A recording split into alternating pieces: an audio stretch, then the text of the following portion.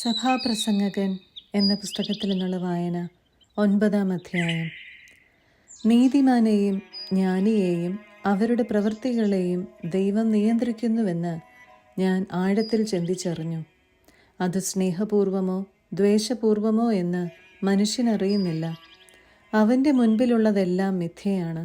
എന്തെന്നാൽ നീതിമാനും നീചനും സന്മാർഗിക്കും ദുർമാർഗിക്കും ശുദ്ധനും അശുദ്ധനും ബലിയർപ്പിക്കുന്നവനും അർപ്പിക്കാത്തവനും നല്ലവനും ദുഷ്ടനും ശപഥം ചെയ്യുന്നവനും ചെയ്യാത്തവനും ഗതി ഒന്നു തന്നെ. എല്ലാവർക്കും ഒരേ ഗതി വന്നു ചേരുന്നത് സൂര്യനു കീഴെ എല്ലാ പ്രവൃത്തികളിലും അടങ്ങിയിരിക്കുന്ന തിന്മയാണ്. മനുഷ്യഹൃദയം തിന്മ കൊണ്ട് നിറഞ്ഞിരിക്കുന്നു. ജീവിതകാലം മുഴുവൻ അവർ ഭ്രാന്ത് കൊണ്ട് നിറഞ്ഞിരിക്കുന്നു. അതിനുശേഷം അവർ മൃതലോകത്തിൽ എത്തുന്നു. എന്നാൽ ജീവിക്കുന്നവരോടൊപ്പം എണ്ണപ്പെടുന്നവന് എന്നിട്ടും പ്രത്യാശയുണ്ട്. ജീവനുള്ള നായ് ചത്ത സിംഹത്തേക്കാൾ ഭേദമാണല്ലോ. കാരണം ജീവിക്കുന്നവർക്കറിയാം തങ്ങൾ മരിക്കുമെന്ന്. മരിച്ചവരാകട്ടെ ഒന്നും അറിയുന്നില്ല. അവർക്ക് ഒരു പ്രതിഫലവും ഇനിയില്ല. അവരെക്കുറിച്ചുള്ള സ്മരണ അസ്തമിച്ചിരിക്കുന്നു. അവരുടെ സ്നേഹവും ദ്വേഷവും അസൂയയും നശിച്ചു കഴിഞ്ഞു. സൂര്യനു കീഴെ ഒന്നിലും അവർക്ക് ഇനിമേൽ ഓഹരിയില്ല. പോയി സന്തോഷത്തോടു കൂടെ അപ്പം ഭക്ഷിക്കുക, ആഹ്ലാദഭരിതനായി വീഞ്ഞു കുടിക്കുക. കാരണം നീ ചെയ്യുന്നത് ദൈവം അംഗീകരിച്ചു കഴിഞ്ഞതാണ്. നിന്റെ വസ്ത്രം എപ്പോഴും ശുഭ്രമായിരിക്കട്ടെ. നീ തലയിൽ എണ്ണ പുരട്ടാതിരിക്കരുത്. സൂര്യനു കീഴെ ദൈവം നിനക്ക് നൽകിയിരിക്കുന്ന വ്യർത്ഥമായ ജീവിതം നീ സ്നേഹിക്കുന്ന ഭാര്യയോടൊത്ത് ആസ്വദിക്കുക. കാരണം അതു നിന്റെ ജീവിതത്തിൻ്റെയും സൂര്യനു കീഴെ നീ ചെയ്യുന്ന പ്രയത്നത്തിൻ്റെയും ഓഹരിയാണ്. ചെയ്യാനുള്ളത് സർവശക്തിയോടും കൂടെ ചെയ്യുക. എന്തെന്നാൽ നീ ചെന്നു ചേരേണ്ട പാതാളത്തിൽ ജോലിക്കോ ചിന്തയ്ക്കോ വിജ്ഞാനത്തിനോ അറിവിനോ സ്ഥാനമില്ല. സൂര്യനു കീഴെ ഓട്ടം വേഗമുള്ളവനോ യുദ്ധം ശക്തിയുള്ളവനോ അപ്പം ജ്ഞാനിക്കോ ധനം ബുദ്ധിമാനോ അനുഗ്രഹം സമർത്ഥനോ അല്ല ലഭിച്ചിരിക്കുന്നതെന്ന് ഞാൻ കണ്ടു. എല്ലാം യാദൃച്ഛികമായി സംഭവിക്കുന്നതാണ്. തൻ്റെ സമയം മനുഷ്യന് അജ്ഞാതമാണ്. മത്സ്യം വലയിൽ പെടുന്നതുപോലെയും പക്ഷികൾ കിണിയിൽ കുടുങ്ങുന്നതുപോലെയും കഷ്ടകാലം വിചാരിക്കാത്ത നേരത്ത് മനുഷ്യമക്കളെ കുടുക്കുന്നു. ജ്ഞാനിയും ഭോഷനും. സൂര്യനു കീഴെ ജ്ഞാനത്തിനു ശ്രേഷ്ഠമായൊരു ദൃഷ്ടാന്തം ഞാൻ കണ്ടു. ഏതാനും ആളുകൾ മാത്രമുള്ള ഒരു ചെറിയ നഗരമുണ്ടായിരുന്നു. ശക്തനായ ഒരു രാജാവ് വന്ന് അതിനെതിരെ പ്രബലമായ ഉപരോധം ഏർപ്പെടുത്തി. എന്നാൽ അവിടെ നിർധനനായ ഒരു ജ്ഞാനിയുണ്ടായിരുന്നു. അവൻ തൻ്റെ ബുദ്ധി കൊണ്ട് ആ നഗരത്തെ രക്ഷിച്ചു. പക്ഷേ ആരും അവനെ സ്മരിച്ചില്ല. ദരിദ്രൻ്റെ ജ്ഞാനം അവമാനിക്കപ്പെടുകയും അവൻ്റെ വാക്കുകൾ അവഗണിക്കപ്പെടുകയും ചെയ്താലും ജ്ഞാനമാണ് ശക്തിയേക്കാൾ ശ്രേഷ്ഠമെന്ന് ഞാൻ പറയുന്നു.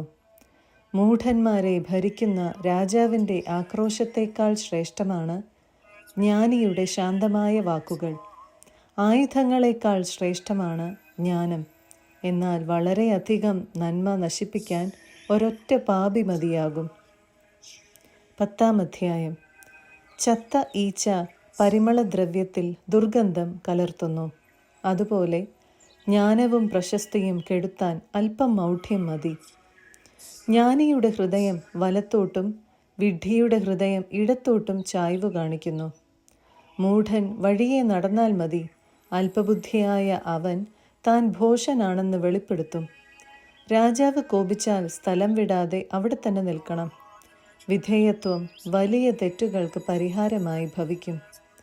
സൂര്യനു കീഴെ ഞാൻ ഒരു തിന്മ കണ്ടു. രാജാക്കന്മാർക്ക് പറ്റുന്ന ഒരു തെറ്റ്. ഭോഷൻ ഉന്നത സ്ഥാനത്തെത്തുന്നു. സമ്പന്നർ താണ തലങ്ങളിലിരിക്കുന്നു. അടിമകൾ കുതിരപ്പുറത്തും പ്രഭുക്കൾ അടിമകളെ പോലെ കാൽനടയായും സഞ്ചരിക്കുന്നത് ഞാൻ കണ്ടു. കുഴി കുഴിക്കുന്നവൻ അതിൽ വീഴും. ചുമരു പൊളിക്കുന്നവന് സർപ്പദംശനമേൽക്കും. കല്ല് വെട്ടുന്നവന് അതുകൊണ്ട് തന്നെ മുറിവേൽക്കും. വിറകു കീറുന്നവന് അതിൽ നിന്ന് അപകടം ഭവിക്കും. മുന തേഞ്ഞ ഇരുമ്പ് കൂർപ്പിക്കാതിരുന്നാൽ അധികം ശക്തി പ്രയോഗിക്കേണ്ടി വരും. എന്നാൽ ജ്ഞാനം വിജയം നേടുന്നു. മെരുക്കുന്നതിന് മുൻപ് സർപ്പം ദംശിച്ചാൽ പാമ്പാട്ടിയെക്കൊണ്ട് പ്രയോജനമില്ല. ജ്ഞാനിയുടെ വചനം പ്രസാദകരമാണ്. ഭോഷന്റെ അധരം അവനെ തന്നെ ഗ്രസിക്കുന്നു. അവൻ്റെ മൊഴികളുടെ ആരംഭം വിഡ്ഢിത്തമാണ്. സംസാരത്തിൻ്റെ അവസാനം തനിഭ്രാന്തും. തനിക്ക് ശേഷം എന്ത് സംഭവിക്കും എന്ന് പറയാൻ ആർക്കും സാധിക്കുകയില്ല. വരാനിരിക്കുന്നത് ആരും അറിയുന്നില്ല. എങ്കിലും ഭോഷൻ അതിഭാഷണം ചെയ്യുന്നു. നഗരത്തിലേക്കുള്ള വഴി അറിയാതെ കഷ്ടപ്പെട്ട് ഭോഷൻ തളരുന്നു. ശിശു ഭരണം നടത്തുകയും രാജകുമാരന്മാർ ഉഷസ്സിൽ വിരുന്നുണ്ണുകയും ചെയ്യുന്ന രാജ്യമേ, നിനക്ക് ഹാ കഷ്ടം. ആഭിജാത്യമുള്ള രാജാവിനെ ലഭിച്ച രാജ്യം ഭാഗ്യമുള്ളത്.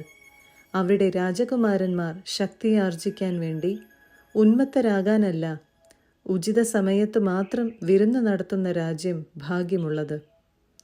ഉടമസ്ഥൻ അശ്രദ്ധനായാൽ മേൽക്കൂര ഇടിഞ്ഞു വീഴും. അവൻ അലസനായാൽ പുര ചോരും. അപ്പം ഉണ്ടാക്കുന്നത് സന്തോഷിക്കാനാണ്. വീഞ്ഞ് ജീവിതത്തിന് ആനന്ദം പകരുന്നു. എന്നാൽ എല്ലാറ്റിനും പണം വേണം.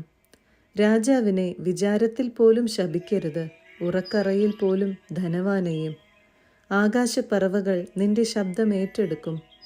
ഏതെങ്കിലും പതത്രി ജാതി അക്കാര്യം ഉതിർത്തെന്നു വരും. 11-ാം അധ്യായം. വിവേകപൂർവം പ്രവർത്തിക്കുക. അപ്പം നീ വെള്ളത്തിലേക്ക് എറിയുക. പല നാളുകൾക്ക് ശേഷം അത് നീ കണ്ടെത്തും. 7-8 കാര്യങ്ങളിൽ ധനം മുടക്കുക. ഭൂമിയിൽ എന്തു തിന്മയാണ് സംഭവിക്കുക എന്ന് നീ അറിയുന്നില്ലല്ലോ. മേഘങ്ങൾ വെള്ളം നിറയുമ്പോൾ അത് നിശ്ശേഷം ഭൂമിയിലേക്ക് ചൊരിയുന്നു. തെക്കോട്ടോ വടക്കോട്ടോ വീഴുന്ന വൃക്ഷം വീണെടുത്തു തന്നെ കിടക്കും. കാറ്റു നോക്കിയിരിക്കുന്നവൻ വിതയ്ക്കുകയോ മേഘങ്ങളെ നോക്കിയിരിക്കുന്നവൻ കൊയ്യുകയോ ഇല്ല. ഗർഭിണിയുടെ ഉദരത്തിൽ ചൈതന്യം പ്രവേശിക്കുന്നത് എങ്ങനെ എന്നറിയാത്തതുപോലെ സർവത്തിൻ്റെയും സൃഷ്ടാവായ ദൈവത്തിൻ്റെ പ്രവൃത്തികളും നീ അറിയുന്നില്ല. രാവിലെ വിത്തു വിതയ്ക്കുക, വൈകുന്നേരവും കൈ പിൻവലിക്കരുത്. കാരണം ഏതാണ് സഫലമാകുക, ഇതോ അതോ അഥവാ രണ്ടുമോ എന്ന് നീ അറിയുന്നില്ലല്ലോ. വെളിച്ചം സുഖദമാണ്. സൂര്യനെ നോക്കുന്നത് കണ്ണിന് നല്ലതാണ്. ദീർഘകാലം ജീവിച്ചിരിക്കുന്നവൻ അക്കാലമെല്ലാം ആനന്ദിക്കട്ടെ. എന്നാൽ അന്ധകാരത്തിൻ്റെ ദിനങ്ങൾ നിരവധിയായിരിക്കുമെന്ന് ഓർക്കുകയും ചെയ്യട്ടെ. വരുന്നതെല്ലാം മിഥ്യയാണ്. യുവത്വവും വാർദ്ധക്യവും. യുവാവേ, യുവത്വത്തിൽ നീ സന്തോഷിക്കുക. യൗവനത്തിൻ്റെ നാളുകളിൽ നിന്റെ ഹൃദയം നിന്നെ ആനന്ദിപ്പിക്കട്ടെ. ഹൃദയത്തിൻ്റെ പ്രേരണകളെയും കണ്ണിൻ്റെ അഭിലാഷങ്ങളെയും പിൻചെല്ലുക. എന്നാൽ ഓർമ്മിച്ചു കൊള്ളുക, ഇവയ്ക്കെല്ലാം ദൈവം നിന്നെ ന്യായവിധിക്കായി വിളിക്കും. മനസ്സിൽ നിന്ന് ആകുലത അകറ്റുക. ശരീരത്തിൽ നിന്ന് വേദന ദൂരീകരിക്കുക. യുവത്വവും ജീവിതത്തിൻ്റെ പ്രഭാതവും മിഥ്യയാണ്. 12-ാം അധ്യായം. ഒന്നിലും സന്തോഷം തോന്നുന്നില്ല എന്നു നീ പറയുന്ന ദുർദിനങ്ങളും വർഷങ്ങളും ആഗമിക്കും മുൻപ് യൗവനകാലത്ത് സൃഷ്ടാവിനെ സ്മരിക്കുക. സൂര്യനും പ്രകാശവും ചന്ദ്രനും നക്ഷത്രങ്ങളും ഇരുണ്ടുപോകും. വൃഷ്ടി കഴിഞ്ഞ് മറഞ്ഞ മേഘങ്ങൾ വീണ്ടും വരും. വീട്ടുകാവൽക്കാർ സംഭ്രമിക്കുകയും ശക്തന്മാർ കൂനിപ്പോവുകയും അരയ്ക്കുന്നവർ ആളുകുറവായതിനാൽ വിരമിക്കുകയും കിളിവാതിലിലൂടെ നോക്കുന്നവർ അന്ധരാവുകയും ചെയ്യും. തെരുവിലെ വാതിലുകൾ അടയ്ക്കപ്പെടും. മാവ് പൊടിക്കുന്ന ശബ്ദം മന്ദീഭവിക്കും. പക്ഷിയുടെ ശബ്ദം കേട്ട് മനുഷ്യൻ ഉണർന്നു പോകും. ഗായികമാരുടെ ശബ്ദം താഴും. ഉയർന്നു നിൽക്കുന്നതും വഴിയിൽ കാണുന്നതുമെല്ലാം അവർക്ക് ഭീതിജനകമാകും. ബദാം വൃക്ഷം തളിർക്കും. പച്ചക്കുതിര ഇഴയും. ആശ അറ്റുപോകും. മനുഷ്യൻ തൻ്റെ നിത്യഭവനത്തിലേക്ക് പോവുകയും വിലപിക്കുന്നവർ തെരുവീഥികളിലൂടെ നീങ്ങുകയും ചെയ്യും. വെള്ളിച്ചരട് പൊട്ടും. കനകപാത്രങ്ങൾ തകരും. അരുവിയിൽ വച്ച് കുടമുടയും. നീർത്തൊട്ടിയുടെ ചക്രം തകരും. ധൂളി അതിൻ്റെ ഉറവിടമായ മണ്ണിലേക്ക് മടങ്ങും. ആത്മാവ് തൻ്റെ ദാതാവായ ദൈവത്തിങ്കിലേക്ക് തിരിച്ചു പോവുകയും ചെയ്യും. സഭാപ്രസംഗകൻ പറയുന്നു, മിഥ്യകളിൽ മിഥ്യ, സമസ്തവും മിഥ്യ. ഉപസംഹാരം. സഭാപ്രസംഗകൻ ജ്ഞാനിയായിരുന്നു. കൂടാതെ അവൻ ആപ്തവചനങ്ങൾ വിവേചിച്ചു പഠിക്കുകയും ക്രമത്തിൽ അടുക്കുകയും ചെയ്തുകൊണ്ട് ജനങ്ങൾക്ക് അറിവ് പകർന്നു. ഇമ്പമുള്ള വാക്കുകൾ കണ്ടുപിടിക്കാൻ സഭാപ്രസംഗകൻ ശ്രമിച്ചിട്ടുണ്ട്. സത്യവചസ്സുകൾ സത്യസന്ധമായി രേഖപ്പെടുത്തുകയും ചെയ്തിരിക്കുന്നു. ജ്ഞാനിയുടെ വാക്കുകൾ ഇടയൻ്റെ വടി പോലെയാണ്. ഇടയൻ്റെ സമാഹരിക്കപ്പെട്ട സൂക്തങ്ങൾ തറഞ്ഞുകയറിയ ആണികൾ പോലെയാണ്. മകനെ, ഇതിലപ്പുറമുള്ള സകലതിലും നീ മുൻകരുതലുള്ളവനായിരിക്കണം. നിരവധി ഗ്രന്ഥങ്ങൾ നിർമ്മിക്കുക എന്ന് വെച്ചാൽ അതിന് അവസാനമുണ്ടാവുകയില്ല. അധ്യയനം അധികമായാൽ അത് ശരീരത്തെ തളർത്തും. പരിസമാപ്തി ഇതാണ്: എല്ലാം കേട്ടുകഴിഞ്ഞതു തന്നെ.